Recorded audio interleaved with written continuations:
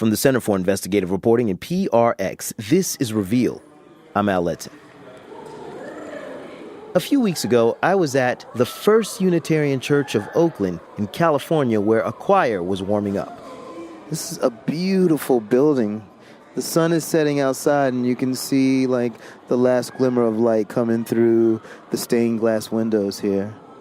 We weren't there to learn hymns. We were there to talk about Silicon Valley, just south of Oakland. These days, companies like Apple, Uber, and Airbnb are held up as models of innovation and the workplace of the future. Today, we're going to look at what it's really like to work in Silicon Valley and how these companies treat their employees. We have a lot of data to help tell this story, but the numbers, they're really hard to talk about without charts and graphs. So, yes, we're going to sing about them. 1, 2, 3, 4, 5, 6, 7, 8, 9, 10, 11, 12. Let's start with a company most of you have heard about, Tesla, the electric car maker, which has a factory in Fremont, California, just 30 miles from the church. The company's only been around for about 15 years, which is new for an automaker, but it's already worth tens of billions of dollars, and its rise has been unbelievable. Just listen to how the stock price has shot up. 5 years ago, it was worth around $44 a share. Fewer than 6 months later, it was worth over $190.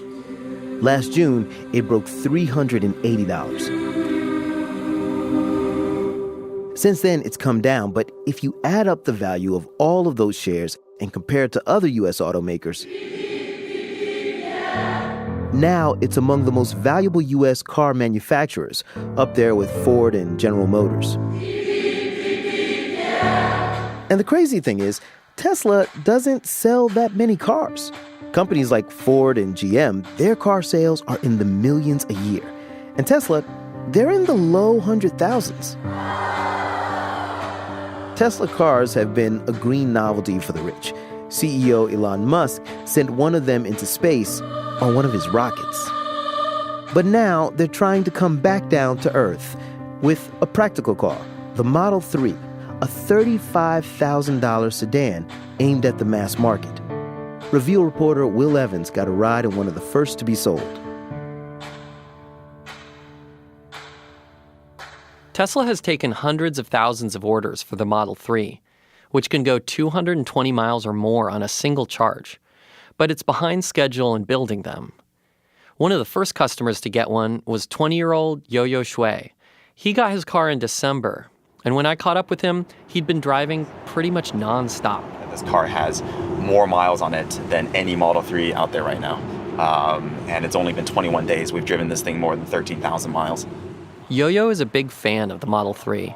He was so excited about getting his hands on one, he wanted to give other fans a chance to drive it too. We've had about 450 people drive the car and about 4,000 to 5,000 people sit in it. Do you think this car is ready for the masses? I think Tesla is doing their best to cater to the mass market, and that starts with the price. But I think where they're not ready is the software. This car comes with so many features that are both handy and life-threatening. Yep, he said life-threatening, meaning features like autopilot, which is under scrutiny because of a fatal crash last month. Yo-Yo says it could put people's lives in danger if not fixed. He says on his trip, it took longer than it was supposed to calibrate itself. On multiple occasions, we came within half a second maybe of either crashing into another car, rear-ending another car, T-boning someone, running off the road, or hitting a guardrail. And that happened probably about a dozen times within the first 1,000 miles of driving. After that, it started working better. You got your hands completely off the wheel. My hands are completely off the wheel. I have my eyes on the road. My feet are away from the brake and the accelerator. This is a little freaky. Yeah. Yeah. Well, This is the last leg of Yo-Yo's journey. Around 7:30 on a Saturday night, we reached the final destination, back where he started, the Tesla factory in Silicon Valley. Just like at many of Yo-Yo's stops, there's a crowd of Tesla fans waiting. We've been following you and tracking like a dog. I missed you in Vancouver, so I came. Awesome. Thanks for coming out. Yo-Yo's trip is a reminder of how far Tesla has come and how far it still has to go. He says the car is great to drive, but there are still bugs to be worked out, and software glitches aren't the only problem. Tesla's factory is also under scrutiny. People who worked here, building these cars, say working conditions are dangerous. I teamed up with Alyssa Jung Perry of KQED in San Francisco to investigate. 911, what's the address of emergency? 911, what's the address of the emergency? What is the address there, sir? 45500 Fremont Boulevard. That Tesla Motors? Yes. That address in Fremont, California, is where Will and Yo-Yo just drove to. It's where they build the Model 3 and Tesla's other cars, the Model S and Model X. Okay, tell me exactly what happened. They have an associate with a cut on his wrist, and it's pretty deep. 911? He reported to the guard that his finger is near falling off. Okay, where's the patient? We just have an associate up in our medical offices that they want to get to the hospital because he has chest pains and he's vomiting. Okay, and 911 calls like that come pretty often from Tesla. In the second half of 2017, there were more than 50 calls. One of them was for an injured worker named Dennis Cruz after a small fire broke out on the assembly line. Is Dennis breathing normally here? he is having shortness of breath. I met Dennis at a park in Fremont a few weeks ago. Can we sit? Yeah, no, that's why I wanted to come over here. Dennis has dark hair and is built like an athlete. He used to be an amateur boxer, but he hasn't been the same since the accident. Do you get out of breath easily now? It's hard for me to catch my breath. He says some adhesive on a car frame caught fire and he inhaled the smoke. He didn't think much of it at first. It was a small blue flame, probably about a foot and a half in size. The tips were orange and not much smoke that I could see. Since then, he's been on restricted work duty because of respiratory problems. Now he can no longer do the things he used to love, like playing soccer with his 5-year-old son, Little D. Dennis's accident was one of 722 injuries there last year, according to Tesla. It's not uncommon to see an ambulance there a couple times a week. When I was carted off via ambulance, they said that they were there probably four times a week. How safe is working at Tesla? We wanted to see what was really going on at the factory. So we went on a tour. Inside the factory, forklifts and tuggers zip by, lugging materials and towing dollies. We join the fray in a golf cart that takes us past workers clustered around car frames and giant red robots named after X-Men characters: Wolverine, Storm, and Iceman. During the tour, we hear a lot about Tesla's commitment to safety. It's an issue they've been criticized for. In 2015, Tesla workers suffered serious injuries at double the rate of the auto industry.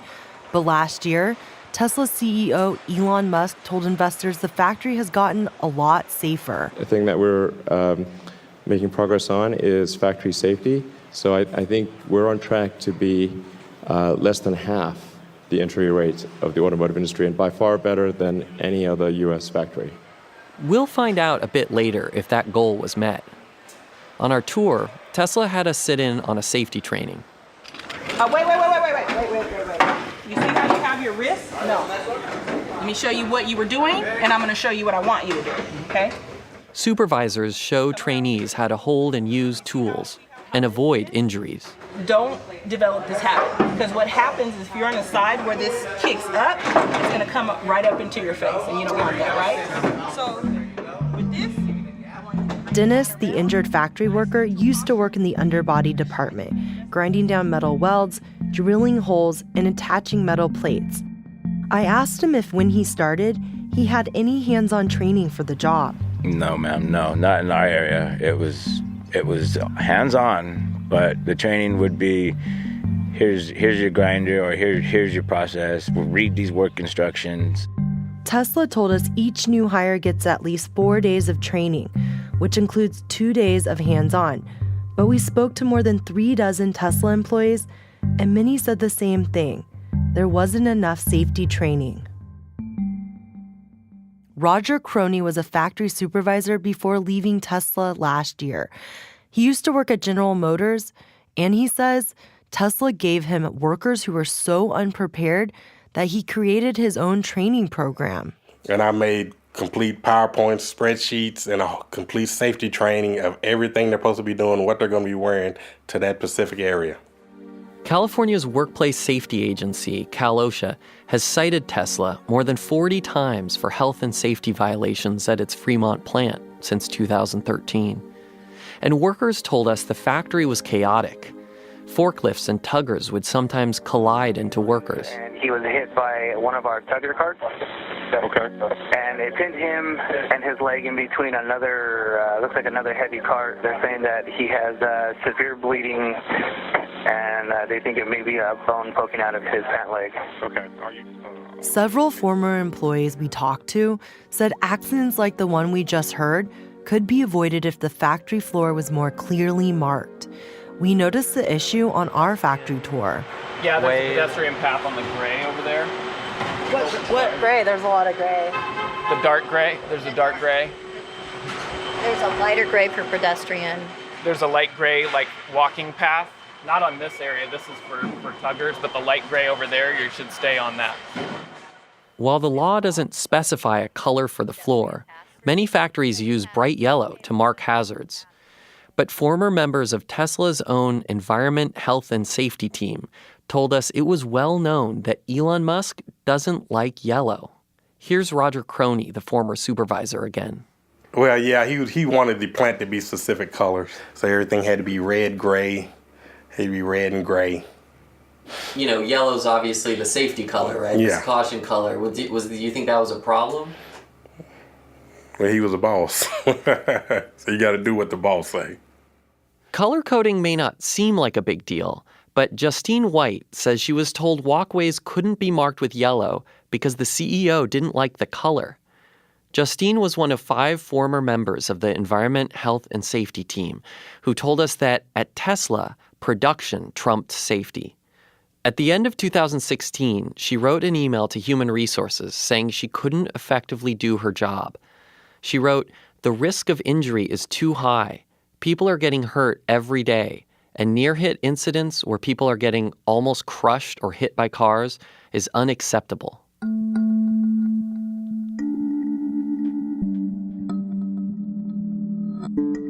Back then, Dennis Cruz was recovering from another work injury, tendinitis from repetitive motion. The company put him on light duty and paid him workers' comp, but that was as little as $1,600 a month, which was a lot less than his normal pay.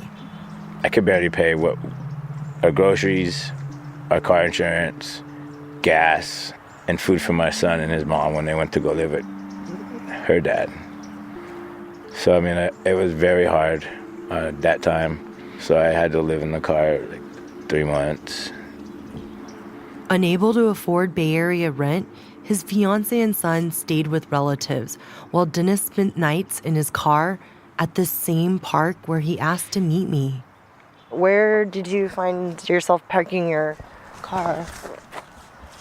Right there where that gray van is. So I kind of stay there because it's close to the bathroom. And I just go here and go to sleep. You seem very emotional. What's bringing this feelings up for you? It was a sad time in my life. It was hard to be without my family. They would come down and visit occasionally. When they did, I'd rent a hotel room, and my son would ask me, "Daddy, where do you sleep?" And I tell him, "At work. I work so much, I sleep at work." We wanted to talk to Tesla about its safety record, so we went back to the factory. Sure.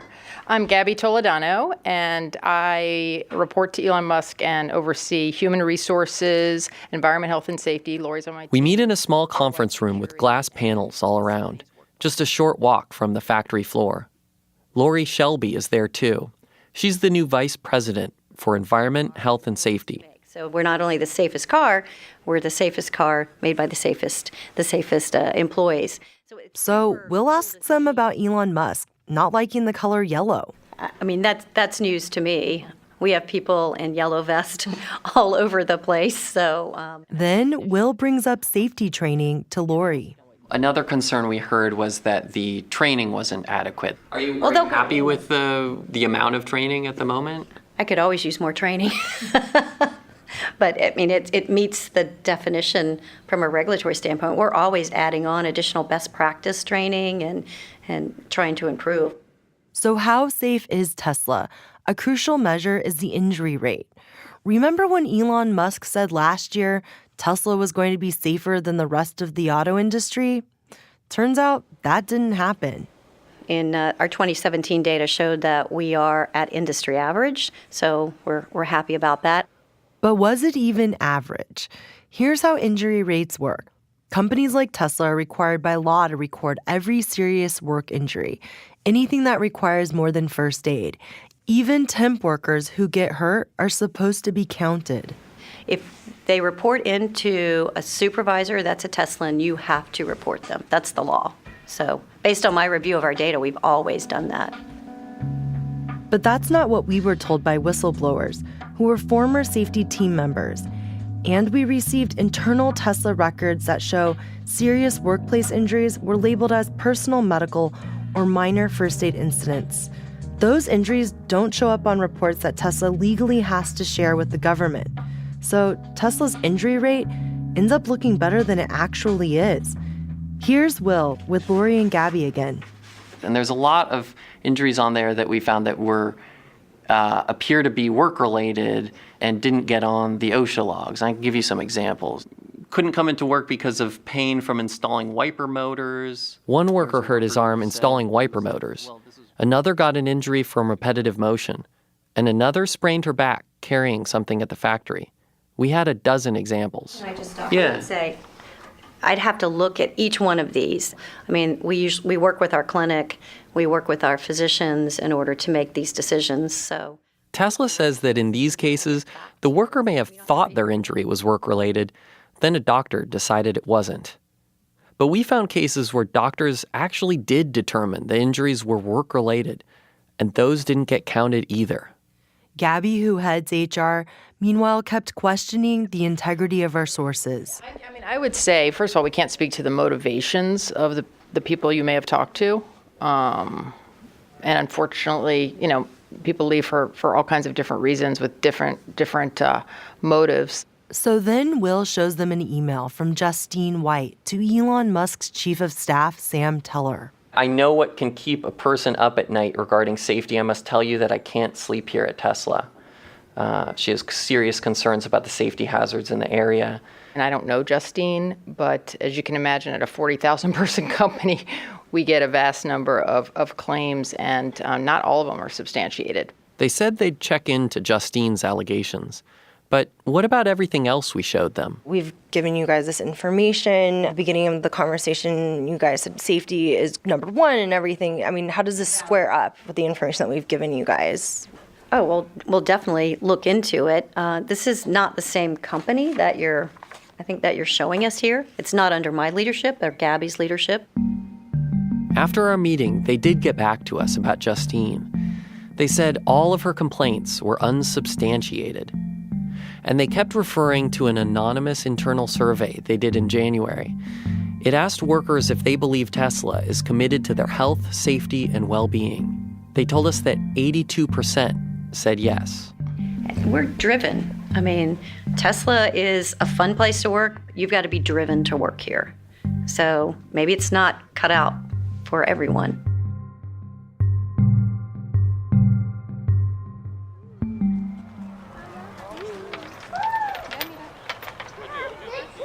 I'm back at the park with Dennis Cruz and his family. His son, Little D, has just climbed onto a swing. Okay, here goes. Ready? Hi. Higher, Dad. Higher. Dennis is no longer living out of his car. He has an apartment now with his fiance and son. But the last injury, the one with the fire, still has lasting effects like painful coughing and headaches. and he can't keep up with his 5-year-old son. Okay, I'm gonna stop you. Hey, Candace, we'll call you when you get done. You seem out of breath right now. A little bit. Despite everything that's happened to him, he wants to go back to Tesla. He needs to provide for his family, and he still sees opportunity there. They promote from within. I can't do that on workers' comp. I can't do that away from the factory. That's why I pushed to go back. I pushed to go back into the fire.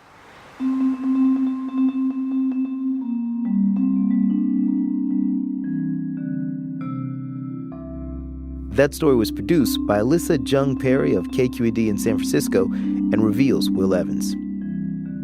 In the weeks leading up to our broadcast, they received several statements from Tesla dismissing allegations and pushing back hard on our reporting. One said that while the company may not be perfect, Tesla cares deeply about its employees and tries its absolute hardest to do the right thing. They also said this about Reveal's reporting.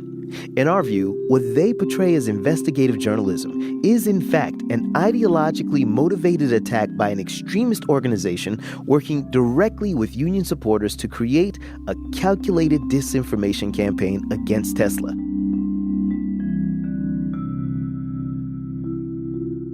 Tesla is also one of several companies in Silicon Valley facing accusations of discrimination. When we come back, we look at who gets the jobs and who holds the power in Silicon Valley, with a little help from our choir.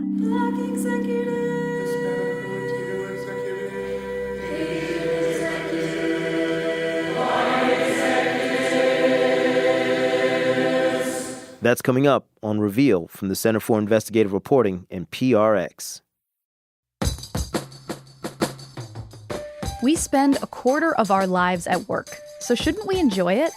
You can find out on Work Life, a new podcast from TED.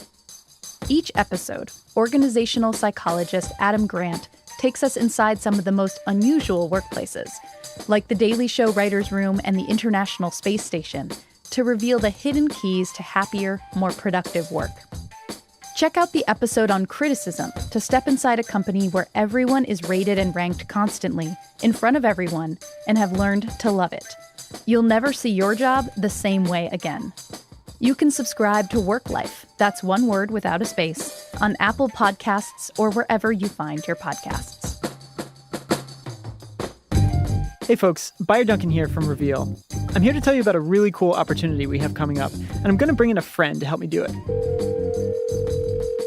Hello? This is Alon Stevens. I am a reporter at KUT, Austin's NPR public radio station. Alon is also a former Reveal investigative fellow. I asked him, is it something he'd recommend to other journalists? Oh, yeah, for sure. I went from, kind of a scrappy investigative reporter to now I'm known as kind of this lean, mean investigative reporting machine. I have people coming to me all the time for training, to help them out of, binds of public information, or just to put some teeth on their investigative stories. Applications are due April 19th. To find out more and to apply online, just go to revealnews.org/fellowship. Again, that's revealnews.org/fellowship. From the Center for Investigative Reporting and PRX, this is Reveal. I'm Al Edson. So, Sanduja, we are at the First Unitarian Church in Oakland, California. Scream out, y'all. This choir, made up of church members and Reveal fans, blew me away. We got them together to help us tell the story of a project one of our colleagues has been working on. Sanduja Ragarajan is a data reporter at Reveal. We're here to tell the story of diversity in Silicon Valley. Okay. So how do we do that? We're going to imagine that this is a hypothetical tech company. Basically, we divided the singers up and had them sing different parts, representing who's working in big tech companies. The more singers you hear, the larger that group is. So basically, we're going to group people off according to what their numbers would be in Silicon Valley. Yes. What the average percentages in a tech company would be. Yes. Is this my company? Is this your company? Yeah. You get to be the CEO. There are no black CEOs. No, not too many. I'm joking. Not too many. You're right about that. So the first thing we looked at was executives. Okay, so Sindhuja, first we'll start off with the black executive, which, since this is my tech company, this would be where I would sing at, correct? Yes. All right, so let's hear black executive. How did I get such a good voice? Then we brought in Hispanic and Latino executives. Okay, those are just two voices, yeah? And then Asian executives. That's a lot more. So there's a big difference there. Yes. And then what about the number one group? Wow. There are that many white executives than black executives? The percentage, yes. Give me the numbers. It's like 73% white executives, 21% on an average Asian executives, 3% on an average Latino executives, and 1.39% black executives. Wow. I mean, we knew that there was disparity, but I didn't realize it was that bad. Yes, it's that bad. Especially at the executive rung, it is that bad. And executives make all the decisions. Which means they decide what gets made and how it's going to work. These companies are making products that define our lives, that we use every day. And that's why it's really important to know who works for them and who makes these decisions. And it's been really hard to get companies to release this data. Most of them want to keep it quiet. So how did you get your hands on it? So all the big companies in the US have to tell the federal government who works for them, give a breakdown of their workforce by race and gender, how many women work for them, how many Latinos work for them, and what they do. But they don't have to give this information to the public, and the federal government will not release these numbers to the public either. So it's been really hard to get this data. Okay, so then how did you get it? So we found this professor at the Center for Employment Equity at the University of Massachusetts Amherst. He has access to this data because they work with the federal government. He was able to give us some of this information as long as he didn't tell us company names. So what else were you able to learn from this data? Like, what about women?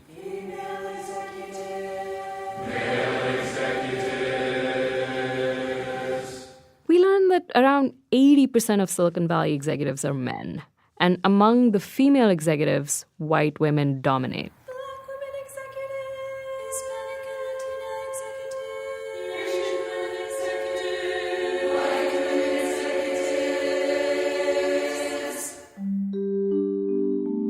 Okay, so that was executives, but what happens when you go down the ladder?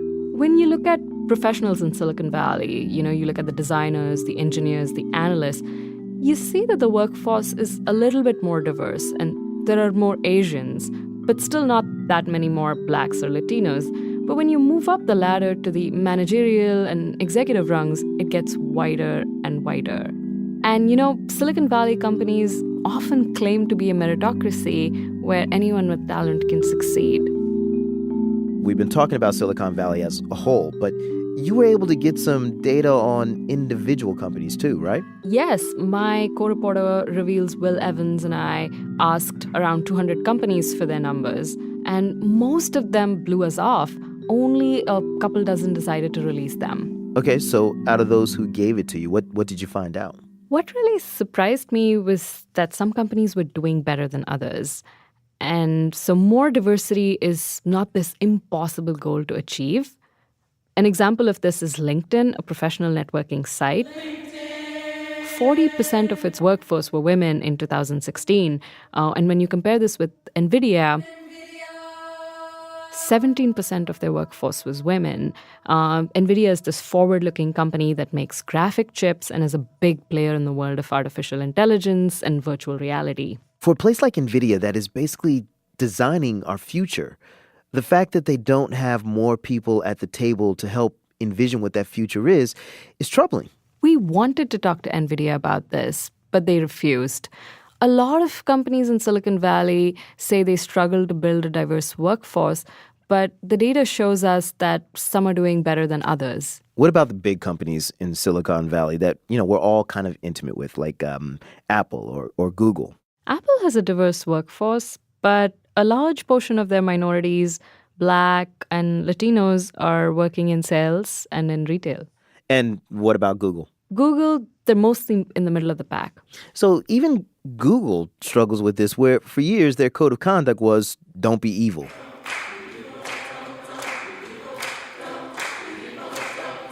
Google's an interesting case. They've had some of the most famous women executives in Silicon Valley come out of there, like Sheryl Sandberg, Marissa Mayer. But in 2016, they had only 4 women executives out of 31. About a third of their workforce is women, which is about industry average. Thanks, Sindhuja. Sindhuja Rangarajan is a data reporter at Reveal. We'll be releasing our full investigation on Silicon Valley's diversity data in the coming weeks. To catch that story and many others, sign up for Reveal's newsletter by texting newsletter to 63735. Again, that's newsletter to 63735. You can text STOP or HELP at any time, and standard texting rates apply.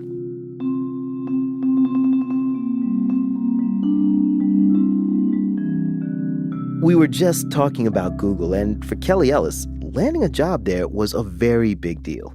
It was 2010, she was 25, and she'd worked hard to get there. She had the degree, a college minor in computer science, and she had the experience, 4 years as a software engineer. Like every new hire, she was given this colorful baseball cap with a propeller on it called a Noogler hat. Then she was whisked through orientation. I was excited. It was like a lot of information. It was a lot to take in, but I was like, this is going to be great. As one of Google's 20,000 or so employees at the time, Kelly dove into the work. But it wasn't long before she started noticing things that didn't sit well with her. Little hints about salaries at Google. It seemed like her male colleagues were making more money. I remember talking to other women engineers about their similar frustrations. I think I just didn't want to believe that Google could be evil when it comes down to it. Kelly isn't at Google anymore, and when she left, her plan was to put the experience behind her and move on with her career, and that's just what she did. Until other people, including the federal government, started seeing the same red flags. And now Kelly finds herself in a high-profile battle against one of the largest companies in the world. She's suing Google for discrimination.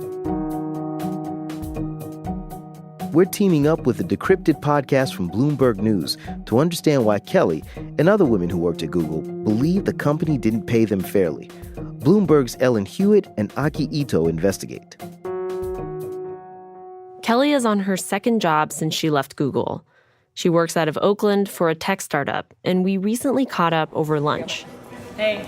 Hey, nice to see you. Good to see you. How's it going? Good. I've never been here for lunch before. I haven't either. I've been following Kelly on Twitter for years, way before this lawsuit started, because she's been so vocal about her experience as a woman in tech.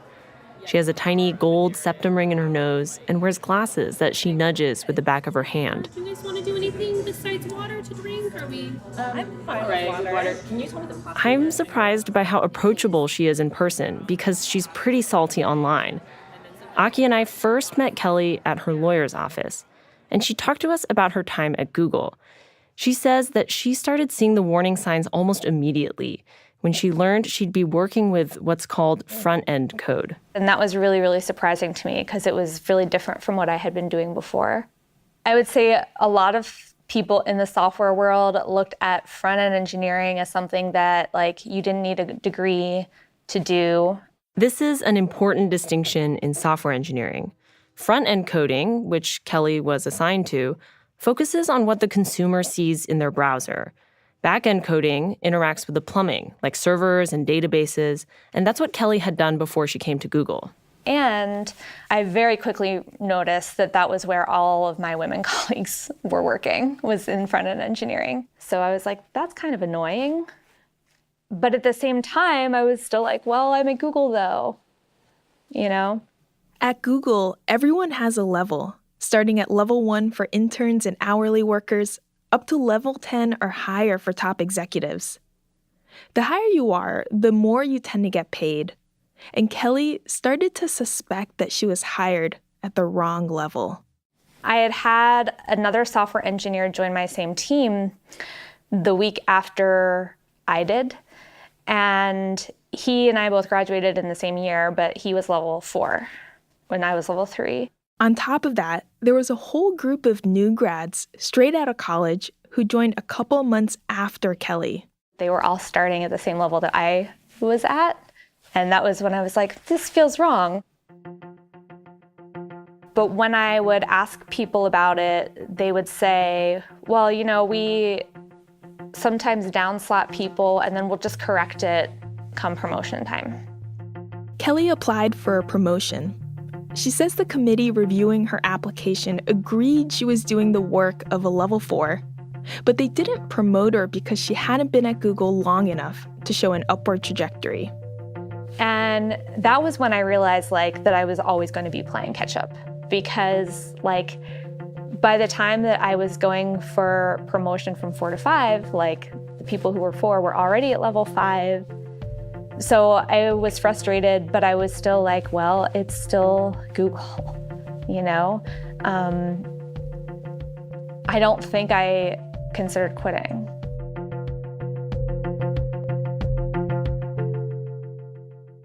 Did you ever talk about that with a manager or maybe an HR rep? Not with an HR rep, but with managers. And again, I was just sort of told, trust the system. It didn't seem like there was any remedy. Kelly later did get promoted twice and was able to move into a back-end engineering team. But after 4 years, she quit to go work for a smaller company where she felt she'd have more opportunities to grow. She tried to put her experiences at Google behind her. I kind of always felt yes, this probably has something to do with my gender, but I fell through the cracks somehow, you know, and my case isn't typical. 3 years later, in 2017, Kelly was browsing the news online when she saw an article about a government investigation into Google. In a court hearing, a lawyer with the Department of Labor said that they'd found evidence of systemic compensation disparities at the company. I mean, I was oh shit. But I was okay, now this is getting real. And I read the article and I was yep. Learning about the government's investigation made Kelly see her experience in a different light.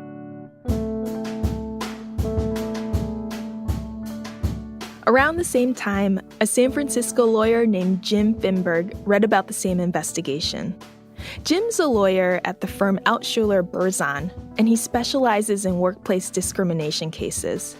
He remembers how struck he was by the statistical claims cited by the Department of Labor about the alleged difference in what Google paid women and what it paid men. The government found a gap so significant that it was incredibly unlikely for it to have happened by chance. Basically, about 1 in 100 million. Jim compares it to a coin toss. So if I flip a coin, there's a 1 in 2 chance that it'll be heads. If I flip a coin 1,000 times and it's only heads once out of 1,000 times, well, that's a lot more suspicious than if it's once out of 2 times. Jim discussed the government's findings with a couple other lawyers, and they decided to ask former and current Google employees to get in touch if they were interested in talking. We put a post on the internet and didn't necessarily think we would get much of a response, but we got called by about 80 to 100 women who said, yeah, it's terrible. Women are paid less than men for the same work. Kelly was one of the women who saw Jim's post. She filled out an online form and then met Jim and his colleagues to tell her story in person. And she heard the other women's stories too. I felt that I was finally realizing that this wasn't a well-intended accident. And I'm not saying that they set out to discriminate against women, but I fully believe that they know about the problem and decided not to fix it. Kelly agreed to be a named plaintiff, along with 2 other women. Represented by Jim, the 3 women filed a lawsuit in September. In the complaint, they said that Google pays women less than men for equal or similar work. They also said that the company puts women on career paths with lower pay ceilings. The lawsuit made international news. Welcome back. Alphabet investors this morning shaking off concerns over the gender discrimination lawsuit filed against Google yesterday. Now, according to court action documents, lawsuit accuses Google of paid discrimination against women. 3 women who used to work for Google filed the suit yesterday. They claim the tech giant is Google declined our request for an interview, but the company has denied the allegations detailed in the lawsuit. The company published a blog post last month that addressed pay equity, and the results are very different from the government's findings that we told you about earlier. Google said it reviewed the salaries of 89% of its workforce. It excluded the jobs that it said weren't held by enough workers for the company to run a reliable analysis. For the job categories it examined, Google says it found a pay gap among a tiny group of workers. The company says it has since closed that gap.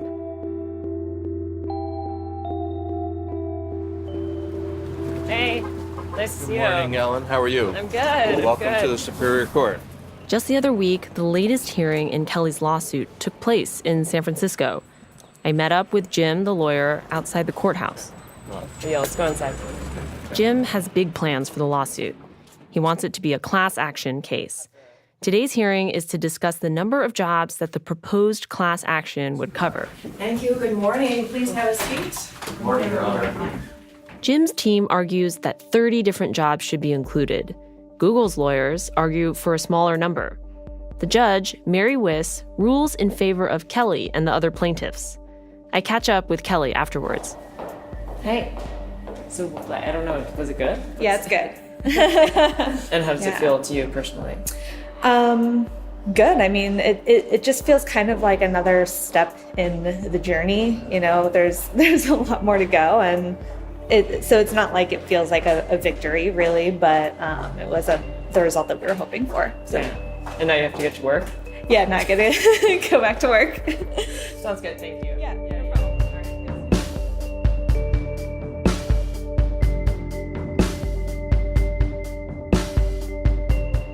Pursuing this case hasn't come without its costs. Because of how vocal she's been on gender issues, Kelly's faced a lot of online harassment over the years. And the lawsuit elevated her profile even more. What are the kind of things that the online trolls say to you? I mean, it's anything from, the wage gap isn't real, get back in the kitchen and make me a sandwich, to like, you deserve to be raped. To teach you a lesson about, going after tech companies because you couldn't cut it as an engineer. Recently, one of the men who threatened her online got a hold of her phone number and started calling her. When she told him to stop, he told Kelly that he was in her neighborhood and mentioned a restaurant on her block. She filed a restraining order against him. But despite all of that, she says she still doesn't regret speaking up. I'm so lucky to have had all of the opportunities that landed me in this career. A lot of that comes from my privilege, and I really want other people to have the opportunity, because I do think that technology is the future of the economy, and I want it to be available to everyone and for everyone to have the chance to succeed. And if, entire groups of people are being compensated unfairly or not given the same opportunities because of factors that they can't help, then that's not the kind of industry I want to be in. For now, Kelly's trying to live her life as normally as possible, going to work, hanging out with friends, as she waits for the suit to move forward. Jim expects to file a motion on her behalf early next year to get the case certified as a class action suit. If approved, that would open it up to thousands of women who've worked at Google.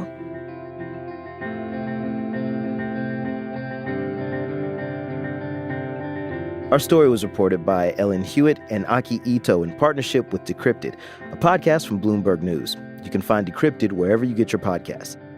And in the interest of full disclosure, I've followed Kelly on Twitter for a while. In January, before I even knew we were doing the story, she tweeted that she was being harassed and she was raising money to stay in a hotel. I contributed $50.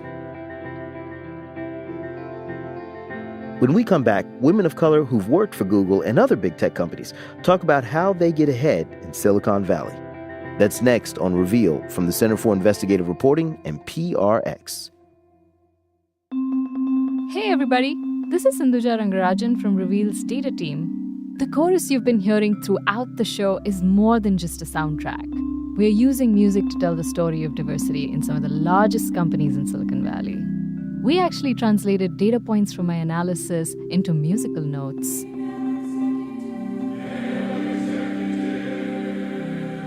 The idea was to convey the scale of what we were seeing in the data into something you could both hear and feel. We call this process data sonification. Want to learn how we did it? Find out by visiting us at revealnews.org/choir. Again, that's revealnews.org/choir. From the Center for Investigative Reporting and PRX, this is Reveal. I'm Al Letson. We've been talking a lot today about diversity in Silicon Valley, who works there and who doesn't. And we've already heard how hard it is for women, especially women of color. But there are some women of color making it in Silicon Valley, and we wanted to hear from them. What I'm going to do is I'm going to say my name, where I'm from. Reveal's Christina Kim and Sindhuja Rangarajan got 8 of them together on a Thursday night after work in January. And you all have to respond to this too. The theme song that you want to play every time you walk into a room. Every time I walk into, I think it's going to be Queen. Oh. Yeah, I think I like that. I listen to it every day. These women had come straight from work to meet in a wood-paneled room on the top floor of the San Francisco Public Library over quiche and tea. And my song would probably be Taylor Swift's Shake It Off. All these women are successful professionals, product managers, engineers, entrepreneurs. The only thing that's popping to my head right now is Lucky Star from Madonna, so I'm just going to go with that one. And they had so much to say about their experiences that they eventually got kicked out of the library because it was closing. Eunjung Lee is a consultant to tech companies, and Shanae King Robertson is a product manager at eBay. They've both dealt with feeling out of place at the office. Here's Eunjung. In the startup environments that I've been in, that culture is dominated by tech bros. Tech bros playing video games and calling each other bro and dude. And it's almost like you're forced to channel your own inner tech bro in order to even pretend like you're relating. And after a while, it becomes exhausting because you're living this double consciousness.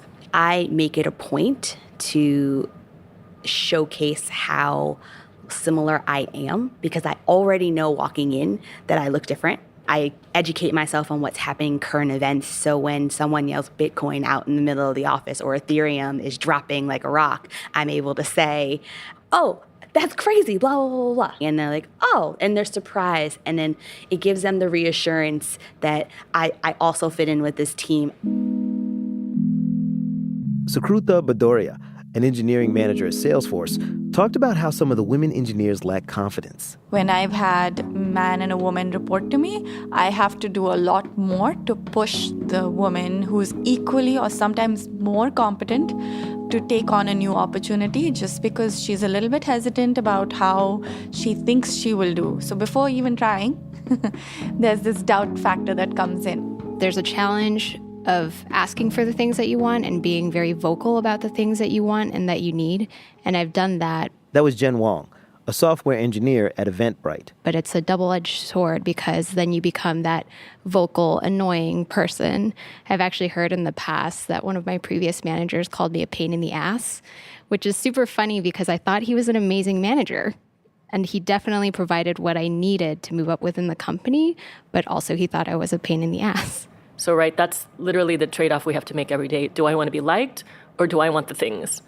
So what if you lean into it and actually find some other women, start a thing where the whole point is we're going to be a pain in the ass. Hashtag be a pain in the ass. Whatever, literally start a movement so that you're taking the critique and you're flipping it.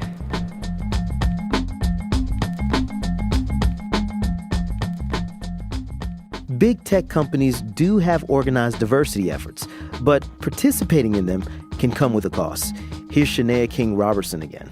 I was on a diversity committee at Google. We put together proposals and we put together ideas, and there's so many ideas, there's so many things that you could do, but we also had jobs, right?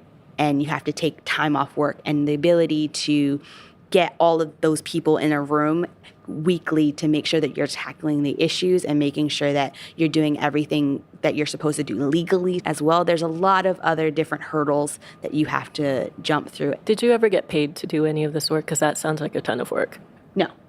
So, yeah, that's my point is so often we like if we're the only Black person in a group, then we get tokenized and asked to do all of this work without being compensated. Oh, for sure. And so how do you feel about that? I have just come to the realization that I'm going to be one of the people responsible for women of color in tech. But how do you feel about the fact that all of this time and effort that you're pouring into helping the company get more diverse is literally taking away from your time in working on your career? I don't think about it for the company, right? If I could help a woman of color get into a different company, it's about them as opposed to which company they go to work for. The company should be lucky to have them. It's also about our customers getting better products in their hands. So for me, yes, there is a lot of time and energy that takes, but I'm willing to do it because if I don't, who will? And I will argue that the company is fully aware that they are getting that from you. Absolutely. Yet they are not compensating you for it. They are, at best, lazy in compensating you and recognizing you in the way you should be. And at worst, like, willfully just letting you do it at the expense of your career. To be candid, I've been in the tech industry for 20 years, and we've spent a lot of time, so much time talking about the challenges of diversity and like women getting promoted and the diversity pipeline. Nowadays, I want to see change from the top down. Shylin Simmons is an ex-Googler and entrepreneur. I want to see that there are more women on boards of directors. In the past year, I joined a board of directors for a $1.4 billion business. So I feel that it was important for me as a woman of color to sit at this company and help represent. That's what I'm proud of. I'm trying to do some direct sort of action towards where I think effort is needed.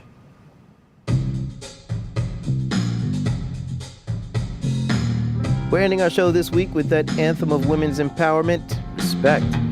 Respect to all the women who participated in our roundtable, including Shylin Simmons, Eunjung Lee, Shania King Robertson, Jen Wong, and Sukrutha Bhattaria.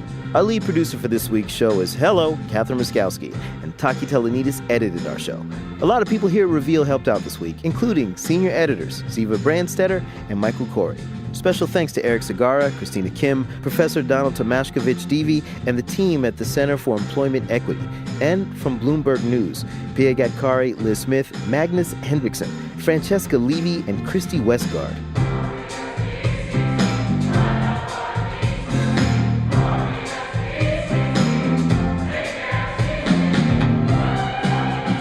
Thanks to all the incredible singers in our Silicon Valley Choir and Stephen Schneider of the First Unitarian Church of Oakland.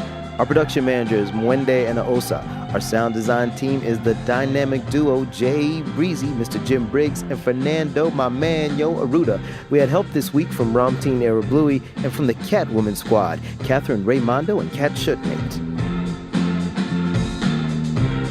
Our acting CEO is Krista Scharfenberg. Amy Powell's our editor-in-chief. Our executive producer is Kevin Sullivan.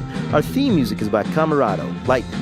Support for Reveal is provided by the Reva and David Logan Foundation, the John D. and Catherine T. MacArthur Foundation, the Jonathan Logan Family Foundation, the Ford Foundation, the Heising Simons Foundation, and the Ethics and Excellence in Journalism Foundation.